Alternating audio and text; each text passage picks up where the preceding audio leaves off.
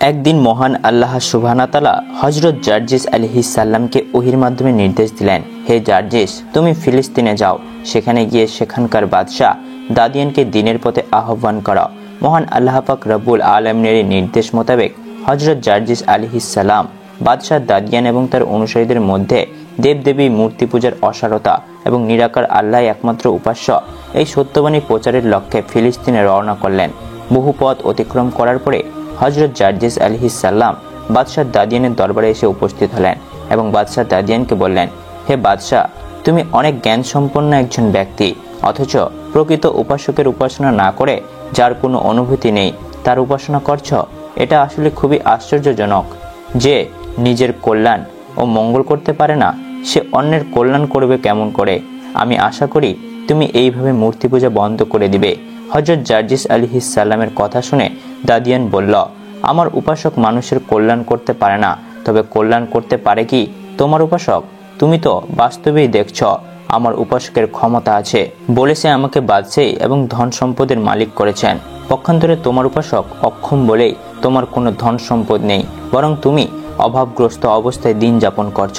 তখন বাদশাহ দাদিয়ান বলল, আমি তোমাকে পরামর্শ দিচ্ছি, তুমি যার পূজা করছ তার পূজা বন্ধ করে আমাদের মূর্তি পূজা শুরু করে দাও, দেখবে আমাদের মতোই তোমারও কল্যাণ সাধিত হবে। এই কথা শুনে হযরত জার্জিস আলাইহিস সালাম বললেন, দেখো বাদশাহ, পৃথিবীর জীবন এবং পৃথিবীর ধন সম্পদ সবই সাময়িক এবং ক্ষণস্থায়ী। পক্ষান্তরে পরলৌকিক জীবন এবং ধন সম্পদ সবই দীর্ঘস্থায়ী, তার কোনো শেষ নেই। পরলৌকিক খুশি অর্জন করতে গেলে পার্থিব সুখ অবশ্যই ত্যাগ করতে হয়, নানা প্রকার দুঃখ কষ্ট সহ্য করতে হয়। আমি তাতেও খুশি, কেননা চিরস্থায়ী সুখ এবং খুশির অপেক্ষায় সুখ ও শান্তি একেবারেই নগণ্য। হযরত জার্জিস আলাইহিস সালামের এই কথা শুনে বাদশাহ দাদিয়ান জিজ্ঞেস করলেন, তোমার পরলৌকিক সুখ শান্তির দৃষ্টান্ত কেমন হবে? হযরত জার্জিস আলাইহিস সালাম বললেন, পরলৌকিক খুশির দৃষ্টান্ত হলো মহা শান্তিময় খুশির বেহেশত। কোনো রকম দুঃখ কষ্ট এবং ভাবনার চিন্তার স্থান নেই। যে বেহেশতে প্রবেশ করতে পারে তার জন্য সব দুঃখ কষ্ট হারাম হয়ে যাবে।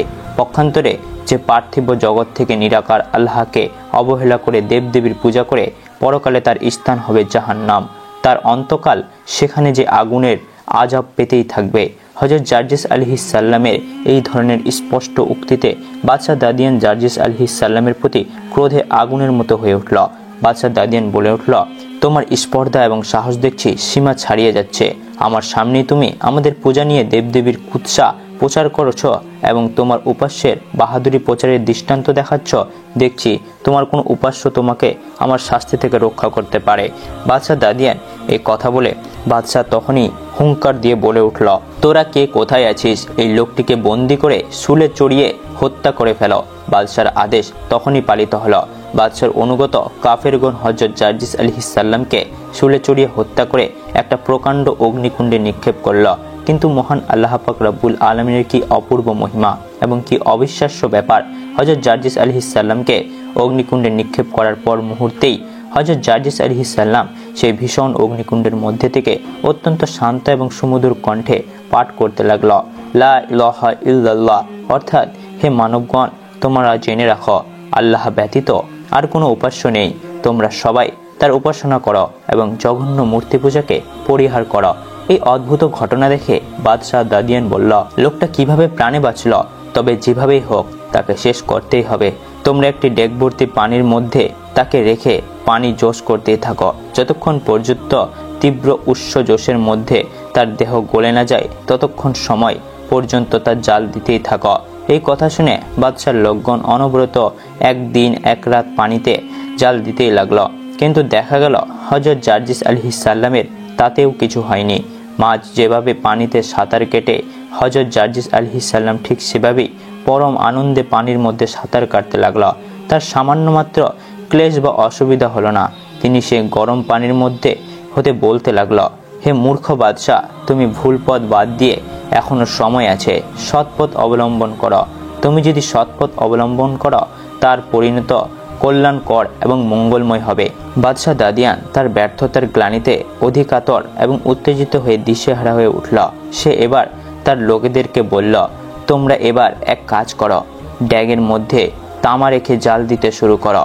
যখন তা গলে তরল পানির আকার ধারণ করবে তখন থেকে ওই ডেগের মধ্যে রেখে ডেগটির মুখটি আবদ্ধ করে পুনরায় জাল দিতে শুরু করো। বাদশাহ দাদিয়ানের কথা অনুযায়ী তার লোকজন বাদশার নির্দেশ মতো কাজ করতে লাগলো। বিগলিত তামা আগুনের জালে ড্যাগের মধ্যে যখন টকবক করতে লাগলো, তখন ড্যাগের ঢাকনা খুলে তারা দেখতে পেল যে হযরত জার্জিস আলাইহিসসালাম ড্যাগের মধ্যে আনন্দচিত্তে বসে আছেন। এই দৃশ্য দেখে বাদশাহ অবাক বিস্ময় তার নিকট জিজ্ঞেস করল, হে জার্জিস, বলো তো তুমি আমার এই ভীষণ শাস্তিগুলোর মধ্যে কিভাবে তোমার প্রাণ রক্ষা করছ? হযরত জার্জিস আলাইহিসসালাম বললেন, হে অবিশ্বাস্য কাফের, তুমি আমার মহান আল্লাহর শান্তির কি বুঝবে? তিনি যাকে রক্ষা করবেন তোমার মতো হাজার শক্তিশালী জালেম বাদশার সম্মিলিত শক্তিও তার কিছুই করতে পারবে না। অযথা তুমি আমার সাথে এই দুর্ব্যবহার করছো। আমি এখনো তোমাকে পরামর্শ দিচ্ছি, তুমি আল্লাহ তাআলার খাঁটি ধর্মে দীক্ষিত হয়ে যাও। তোমার ওইসব ভুয়া দেবদেবীর উপাসনা ত্যাগ করো। হযরত জার্জিস আলাইহিসসালামের কথা শুনে বাদশাহ দাদিয়ান আবার ক্রোধে গর্জন করে উঠল এবং তার কতিপয় লোকেদেরকে ডেকে বলল, তোমরা লোহার শালাকা জ্বলন্ত আগুনে ধরো।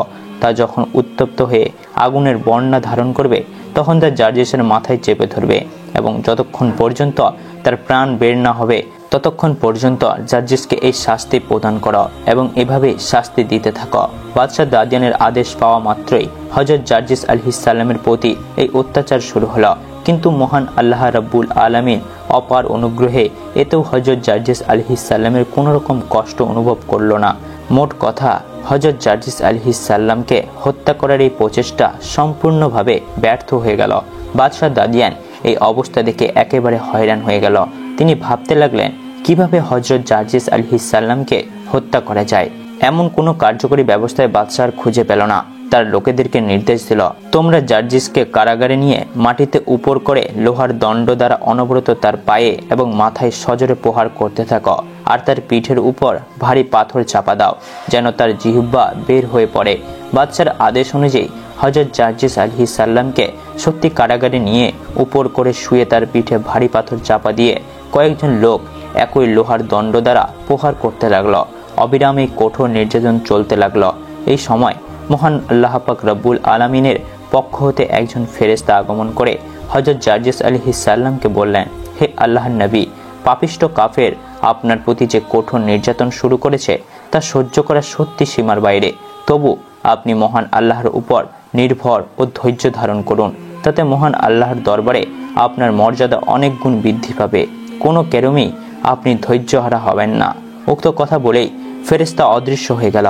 হযরত জার্জিস আলাইহিসসালাম কাফেরদের অত্যাচার নীরবে সহ্য করতে লাগলেন এবং তিনি শুধু আল্লাহ পাক রব্বুল আলামিনকেই ডাকতে লাগলেন। এভাবে একাধারে 1 মাস পর্যন্ত শাস্তি প্রদান করে যখন বাদশার লোকগণ দেখল হযরত জার্জিস আলাইহিসসালাম সম্পূর্ণভাবে মৃত্যুর মতো শুয়ে আছেন, তার কোনো অঙ্গ প্রত্যঙ্গ জীবিত লোকের মতো নিদর্শন মিলছে না, তখন তারা মনে করল যে হযরত জার্জিস আলাইহিসসালাম নিশ্চয়ই মৃত্যুবরণ করেছেন। মৃত ব্যক্তির উপর শাস্তি দেওয়া নির্ধক মনে করে হযরত জার্জিস আলাইহিসসালামকে পিঠের উপর হতে পাথর সরিয়ে তারা বাদশার কাছে চলে গেল। হযরত জার্জিস আলাইহিসসালামের মৃত্যু হয়েছে বলে বাদশার কাছে সংবাদ পৌঁছালো। বাদশা এই খবর শুনে অনেক খুশি হলো এবং এতদিন পর তার একটি মস্ত বড় বিপদ দূর হয়ে গেল। এই কথা মনে করে স্বস্তির নিঃশ্বাস ফেলল।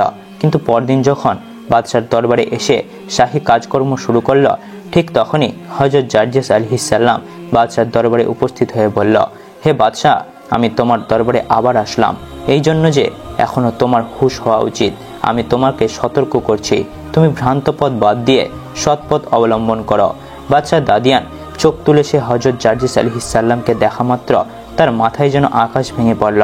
বাদশাহ কিছুই বুঝতে উঠতে পারছিল না যে হযরত জার্জিস আলাইহিসসালাম কি উপায়ে এত কঠোর নির্যাতন হতে প্রতিবারই তার জীবন রক্ষা করছেন। তারপর বাদশাহ ভাবতে লাগলো কোনো প্রক্রিয়া দ্বারা তার প্রাণ সংহার করতে পারবে।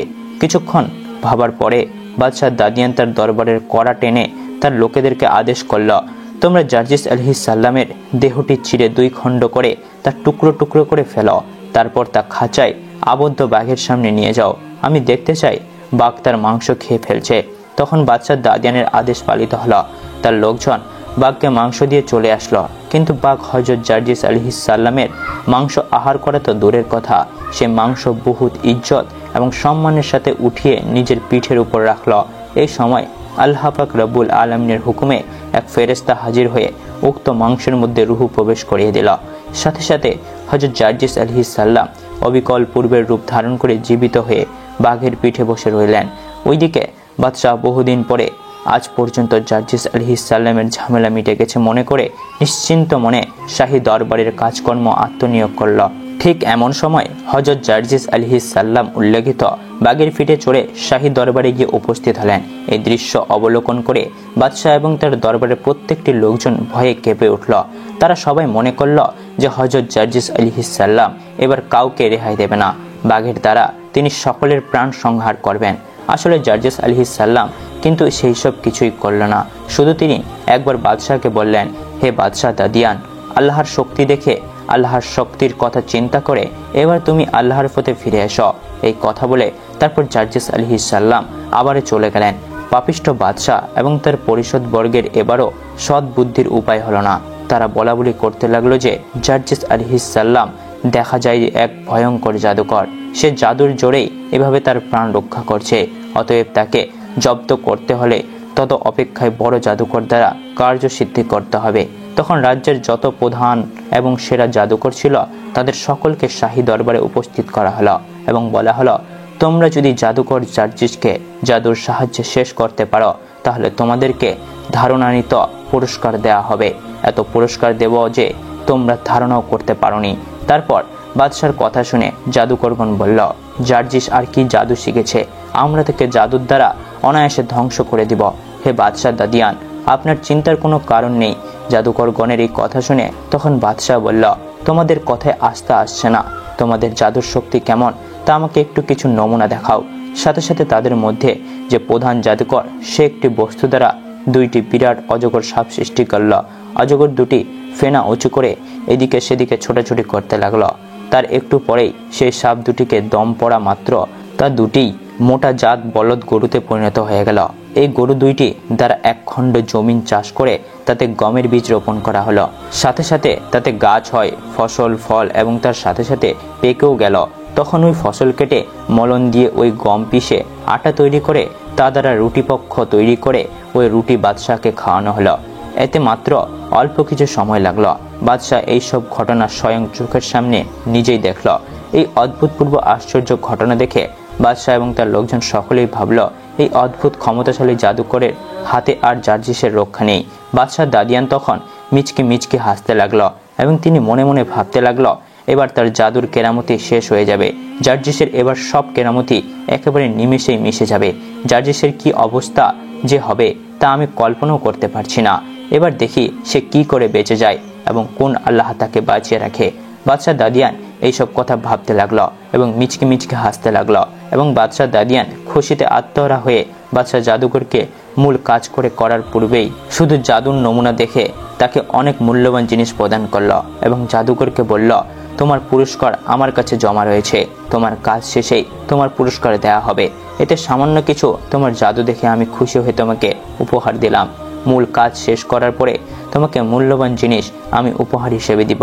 বাদশাহ দাদিয়ানের এইসব পুরস্কার পেয়ে তখন জাদুকরগণ বলল, আপনার কোনো চিন্তার কারণ নেই, আপনি শুধু অপেক্ষা করুন আর দেখুন আমি তার কি করি।